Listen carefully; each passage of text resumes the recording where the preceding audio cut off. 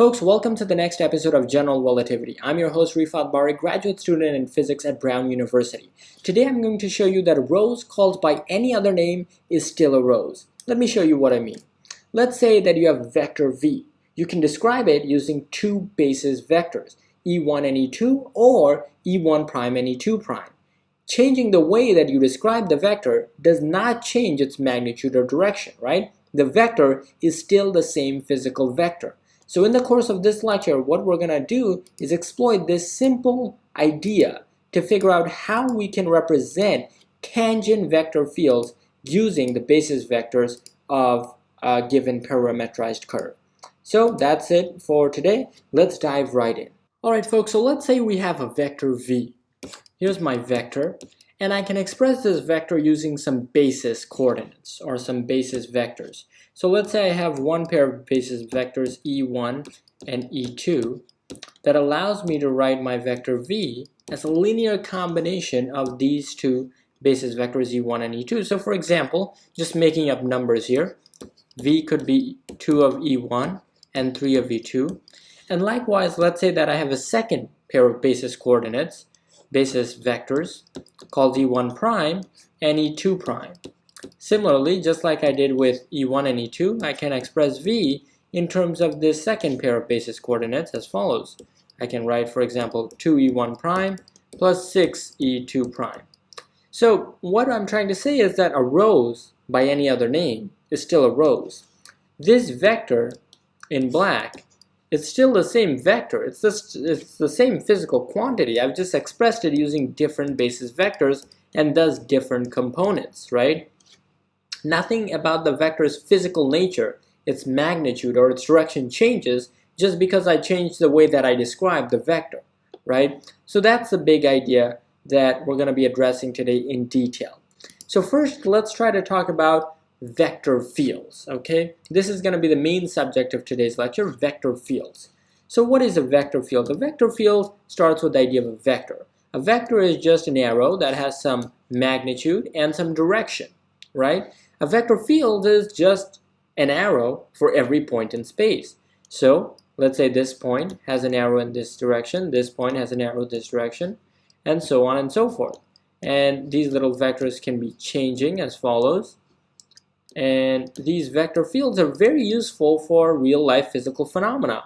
For example, let's say you have a ball. Let's say a pitcher threw a ball into the air.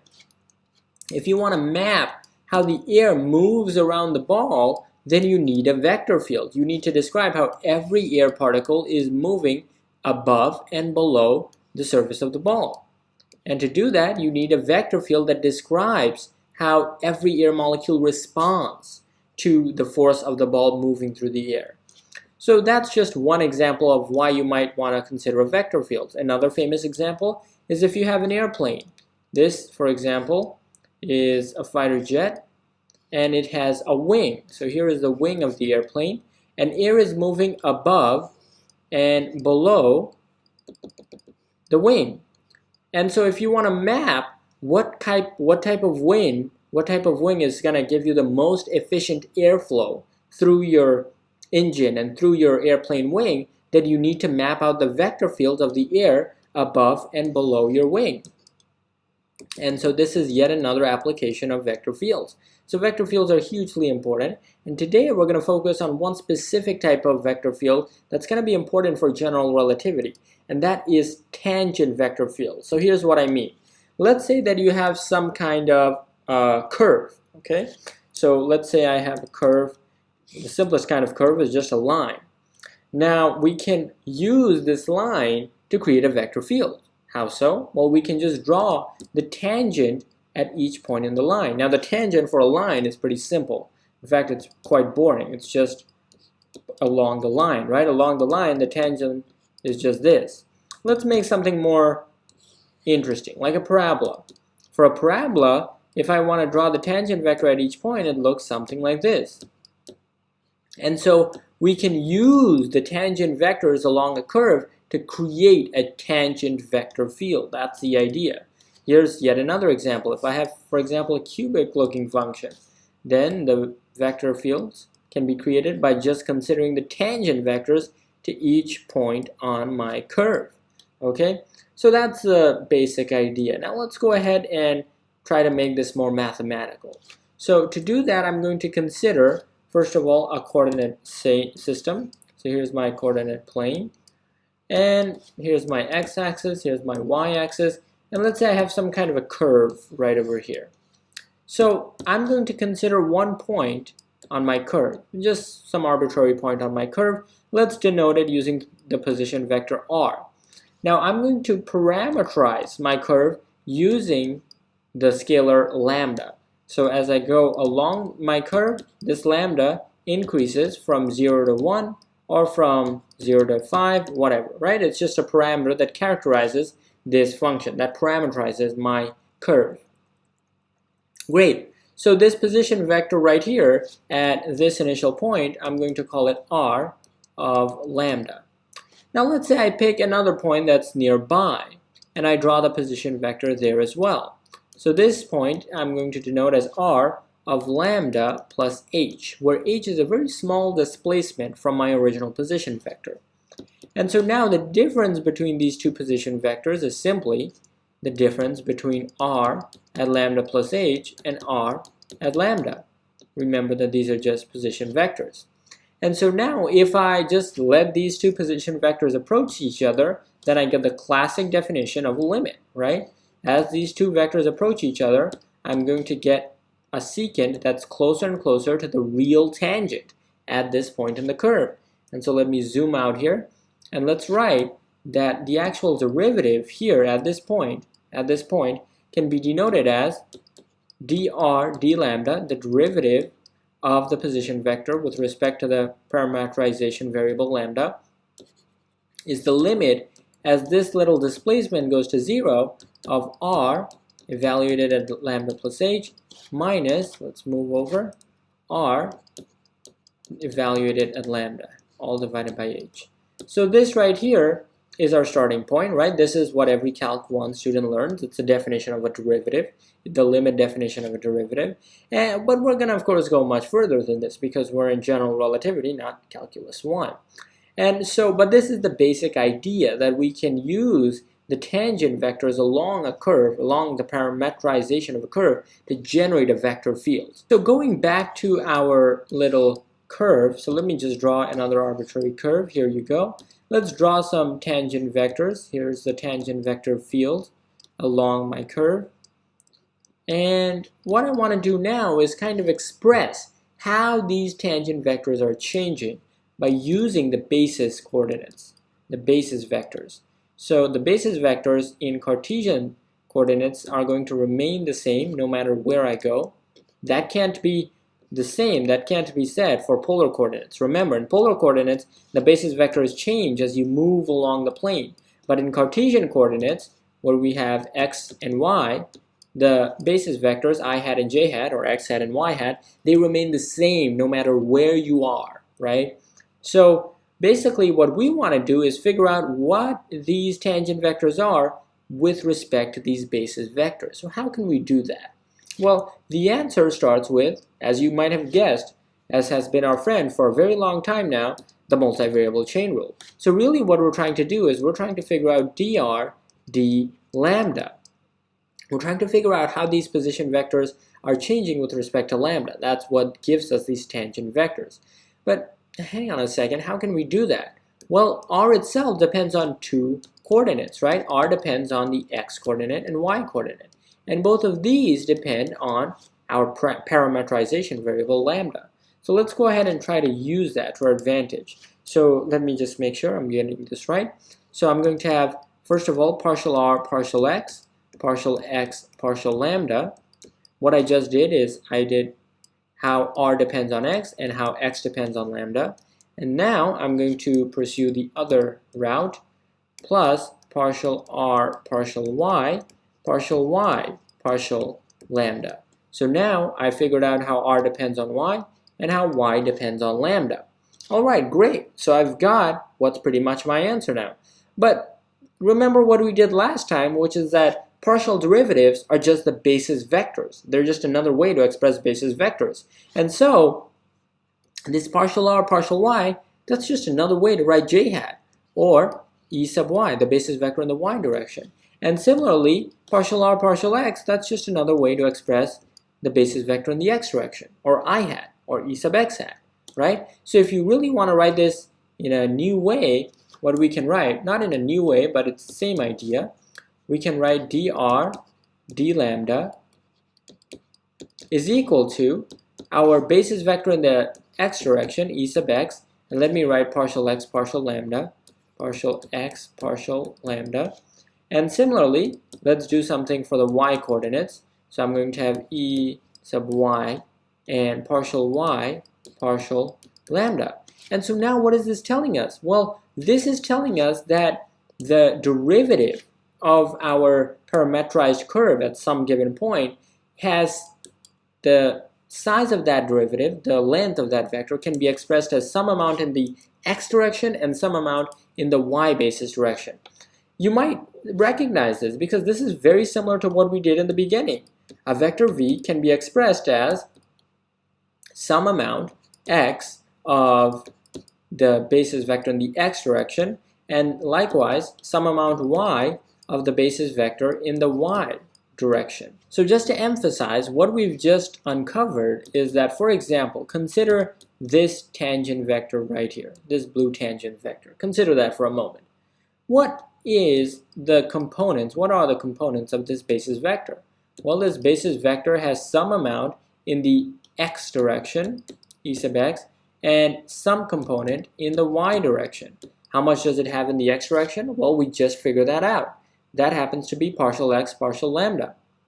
So this tangent vector has partial x partial lambda for its component in the x direction, and likewise partial y partial lambda for its component in the y direction.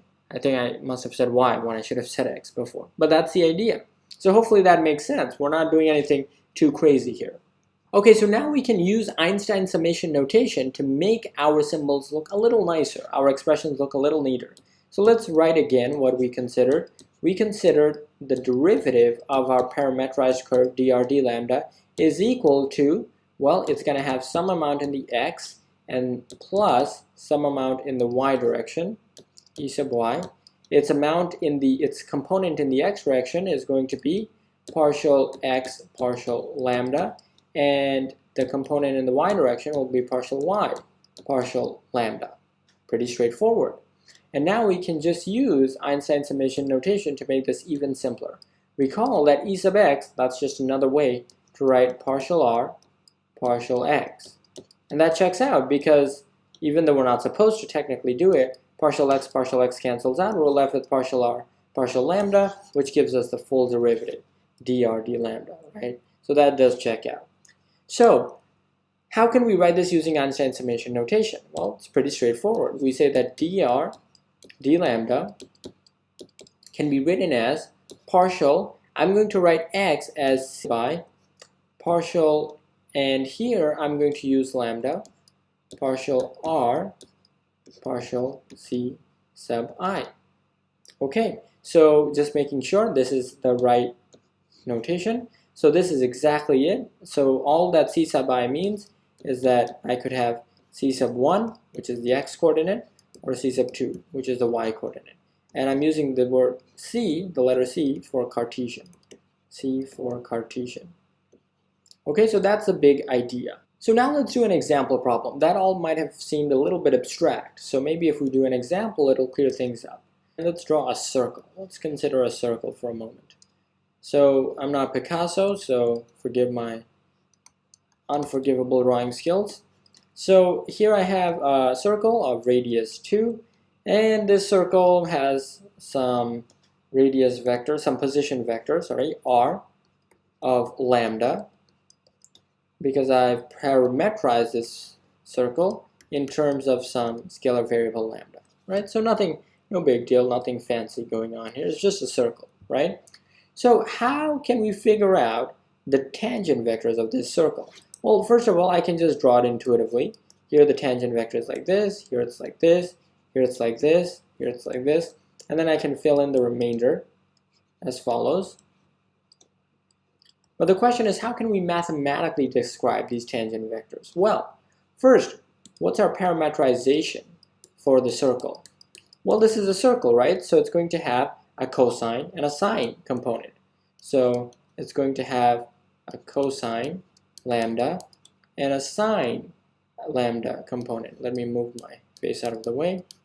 And since this is a circle of radius 2, I'm going to multiply both components by 2. Alrighty, so now remember, what is dr dx? Let's erase that. What is dr dx? Our tangent vector equation. Dr d lambda, sorry. That's going to be partial r partial x partial lambda plus partial r partial y partial lambda. And we figured out that partial r partial x, that's just e sub x. That's the basis vector in the x direction. Likewise, partial r partial y, basis vector in the y direction. So I'm going to have partial x partial lambda for the component of my tangent vector that's in the x direction. Likewise, partial y partial lambda for the component of my vector that's in the y direction.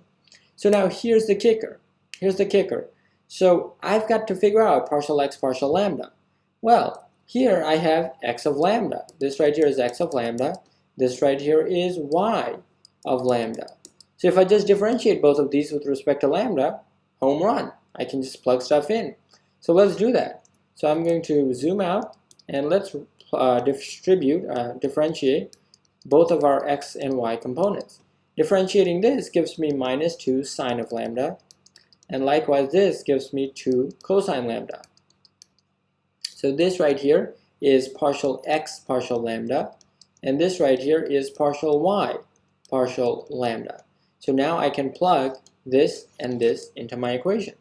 So that means this is equal to minus 2 sine lambda times times e sub x, and likewise plus 2 cosine lambda e sub y. Now what does that mean? That means our tangent vectors are going to have components of minus 2 sine lambda in the x direction and 2 cosine lambda in the y direction. Now let's see if that passes our sanity check. Does this make sense? Well, let's take a look. Let's try lambda equals 0. If lambda is equal to 0, then my tangent vector has components of 2 sine 0, minus 2 sine 0 is 0, and 2 cosine 0, which is 1, times 2, which is just 2. So that means I have a tangent vector with a component of 0 in the x direction and 2 in the y direction. So let me go ahead and draw that. So again, what does my circle look like? Here's my circle. And I'm saying that at lambda equals 0, lambda equals 0 is right here. This is lambda equals 0. This is my position vector at lambda equals 0. And I just figured out that my position vector should have a tangent of 0, 2. So 0 units in the x, 2 units in the y. Does that make sense? Yeah, that means that I'll have a tangent vector that looks like this. 0 units in the x, 2 units in the y. Boom. So this is my tangent vector, r prime of lambda. And similarly, let's do another sanity check. Let's say I plug in lambda is pi over 4. So if lambda is pi over 4, then where am I graphically? Well, I'm around here, right? This is pi over 4 for lambda. And there my tangent vector should look, without doing any math, it should look something like this. That should be what r prime of lambda gives me. Let's see if that's the case. So I'm going to have, just plugging in pi over 4 here, minus 2 sine of pi over 4 and 2 cosine of pi over 4. Well, pi over 4 is 45 degrees, and so this is going to be minus 2 times 1 over root 2 and 2 times 1 over root 2. Now what is 2 over root 2 for the uninitiated? That's just going to be 2 root 2 over 2, which cancels out, just gives us root 2. So I have components of minus root 2 and positive root 2. Just making sure that's correct. Indeed it is.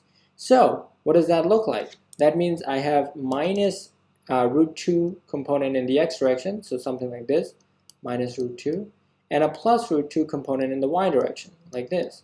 And bada bing, bada boom, that gives me the desired, expected tangent vector. And so on and so forth will help us produce the entire tangent vector field. So that's how we solve one of these problems using what we just derived. Now make no mistake, what we just derived is not limited to Cartesian coordinates. That's the power of it. It can be used for an arbitrary coordinate system. So let me now show you its validity using polar coordinates. So let's say that, let me draw a polar coordinate system of radius 2. So my actual curve doesn't change. It's the coordinates that I use to describe my curve that changes. So in this polar coordinate system, here's the r coordinate, and the theta coordinate goes radially as follows, right? So now what our goal is to describe, once again, the tangent vectors to this circle at every point using polar coordinates. So how can we do that? Well, we're going to use the exact same expansion that we did previously, but instead of using x and y, we're going to use r and theta. So let me show you how that's done. So first, let's grab the pink pen. So dr d lambda is now going to be something different because r now depends on r and theta, not x and y. And these now depend on lambda. So now I'm going to have something like this. Partial r, partial lowercase r, partial lambda, r being a position vector. And then I'm going to have, what I just did is, of course, see how r depends on lowercase r and how r depends on lambda. Now I'm going to do something similar, but now for the theta component. So partial r, partial theta, partial lambda. So I figured out how r depends on theta and theta on lambda. So now my order of business is going to be to figure out a parametrization for this circle, but now in polar coordinates. So in polar coordinates, what is this circle going to be represented as? Well, I know the transformation from circular to polar coordinates is as follows. Remember that r is just the square root of x squared plus y squared, and theta is just arctan of y over x. So in this case, what is our parametrization in the Cartesian coordinate system? Well, it's just 2 cosine lambda, comma 2 sine lambda. So let's plug that in here. If I plug that in for r, what do I get? Well, I just get 2 cosine squared lambda plus, oh sorry, this should be 4, not 2. This should be 4 because when I square 2, I get 4. And this should be 4 sine squared lambda. And what does that give me? Well, if I factor it out, I get square root of 4, which is 2, and cosine squared lambda plus sine squared lambda is just 1. So our r value, this x coordinate, our r value is just going to be 2. What about theta? What's our theta value going to be? Well, once again, I can just plug stuff in. Y is 2 sine lambda, x is 2 cosine lambda. My 2's cancel out, left with sine over cosine, which is tan. But remember, I have an arctan outside, so I have arctan of tan of lambda, which is just lambda, which is just my parametrization parameter. So my theta value is going to be lambda. So that means I figured out my r and theta values for polar coordinates for the parametrization of this circle. So it's just going to be 2 comma lambda. That's it. And now I can go ahead and use my formula. So first of all, what is partial r partial lambda going to be? It's going to be the derivative of this 2 with respect to lambda. Okay, so let's do that. This is r of lambda. Let's now find r prime of lambda. So the derivative of 2 is just 0, it's just a constant. Derivative of lambda with respect to lambda is just 1. And so that means this first coordinate right here is partial r partial lambda. That's a component of our tangent vector in the x, not in the x now, in the radial direction.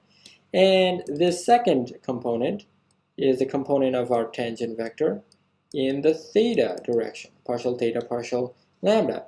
So this right here turns out to be 1, and the other one, the component in the radial direction, turns out to be 0. So that means our vector, our tangent vector, is going to look as follows. It's going to be 0 partial r plus 1 partial r partial theta. Or if you wanted to write it in an even different way, then you could write 0 e sub r, the basis vector in the theta in the r direction, plus 1 e sub theta, basis vector in the theta direction. And finally, one last way you could write this is using a vector notation. So all tangent vectors will have a 0 component in the radial and a 1 component in the theta direction. Now, does that make sense? Does that check out with our sanity? Well, let's see. We just found that our tangent vectors can be described as 0 in the radial direction and 1 in the theta direction. Let's see. So let's take a random tangent vector. So suppose I take this tangent vector. Does this tangent vector have any radial component? Well, what's the radial component here? It's just radially outwards. Well, clearly no, right? It just has a tangential component, right? It only has a component in the theta direction. So it checks out that it should have tangential components of 0, 1. This 0 represents the component of my tangent vector in the r direction, and this 1 represents a component in the theta direction. Similarly, this tangent vector has a component only in the theta direction. Because what's the r direction here? The r direction is radially outwards, and clearly this tangent vector doesn't have any components, radially outwards, right? So now if we use polar coordinates, what we just figured out is that dr d lambda, we can express that as partial r, partial theta, partial lambda, plus partial r, partial lambda. And so now if I use p sub 1 or p sub I to denote my polar coordinates, let me use a superscript. Then p sub 1 can represent r, p sub 2 can represent theta. So then I can rewrite this whole thing as partial p sub 1, partial lambda, writing this one, partial r, partial p sub 1. And that's it. This should be p sub I, so that I have a summation over the repeated index. And so using summation notation, it becomes a piece of cake, right? Alright folks, so to conclude this lecture, what I'm going to end off is by saying that a rose called by any other name is still a rose. A circle parametrized in Cartesian or polar coordinates is still a circle. So for example, in Cartesian coordinates, we figured out that the tangential vectors had components that were described by what? Let me go back. So in Cartesian coordinates, the components were minus 2 sine lambda and 2 cosine lambda. So these little tangent vectors were described by minus 2 sine lambda, 2 cosine lambda. And this was in Cartesian coordinates. So I'm going to write partial r sub I, partial r sub partial c sub I, c for Cartesian. And likewise, we were able to describe the exact same tangential vectors in polar coordinates, right? And how did we do that? Well, in polar coordinates, this is significantly simpler. It's just 0 for the r component and 1 for the theta component.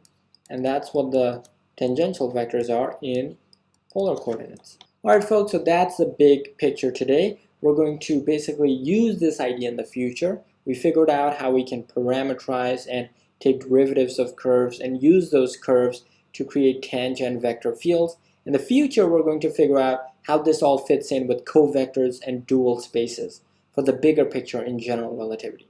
So thank you for learning with me, and we'll check you out next time.